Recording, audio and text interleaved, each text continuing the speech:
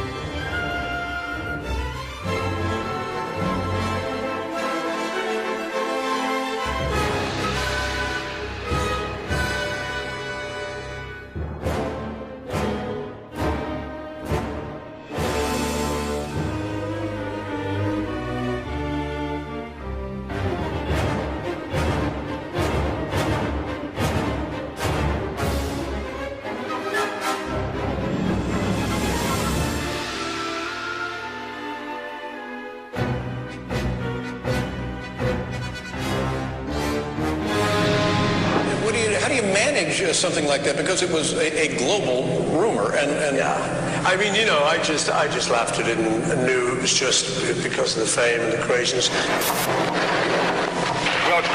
I don't try to do it. This would break the Beatles, that would break the myth. No, the thing is, you know, I just laughed it off, but it...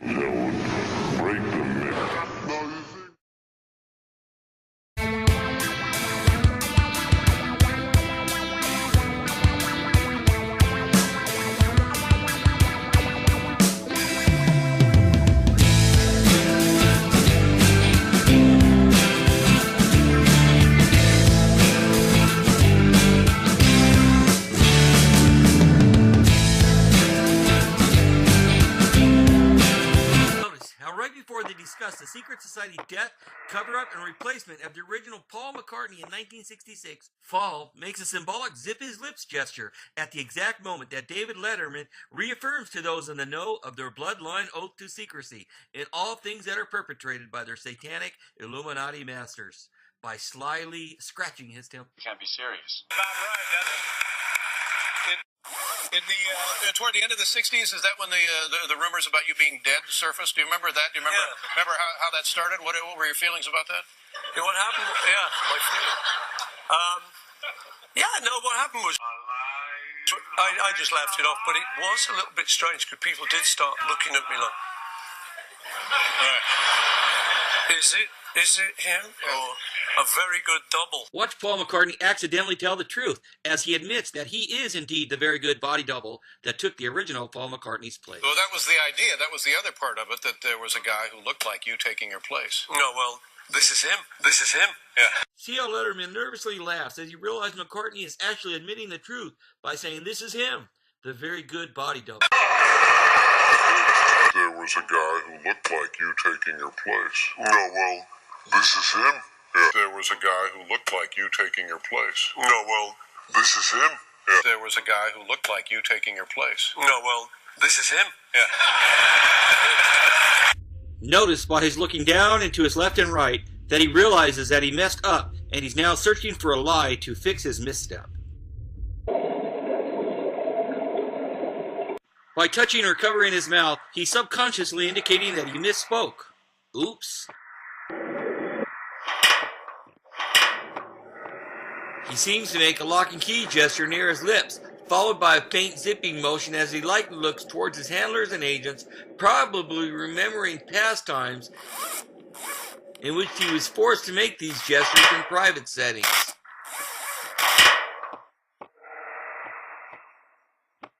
Here you can see him wondering, uh-oh, what's going to happen? What should I say? What should I do? And if anyone does not stumble in what he says, he is a perfect man. Notice also that he didn't say, that's ridiculous, or, no, I'm the real Paul McCartney. When Letterman made the assertion that there was rumored to be a very good imposter, he said, well, I'm him, the imposter. He nervously looks at Letterman, begging with his eyes for Dave to help him fix the fact that he accidentally told the truth. You can't be serious. Alive! It's alive! It's alive! Or is it? Phew. Bailed out by a joke that's actually a veiled truth. Respect your temple. Toward the end of the '60s, is that when the Hold on, jump and shout and saying it. Always for other P is for people scratch your temple. A symbolic reaffirmation of their loyalty and code of silence to their secret society temple masters and fans who put them in rock and roll and media power. Respect your temple. toward the end of the '60s, is that when the rumors about you being dead surfaced? Do you remember? Yeah, that was the other part of it, that there was a guy who looked like you taking your place. No, well, this is him. Yeah.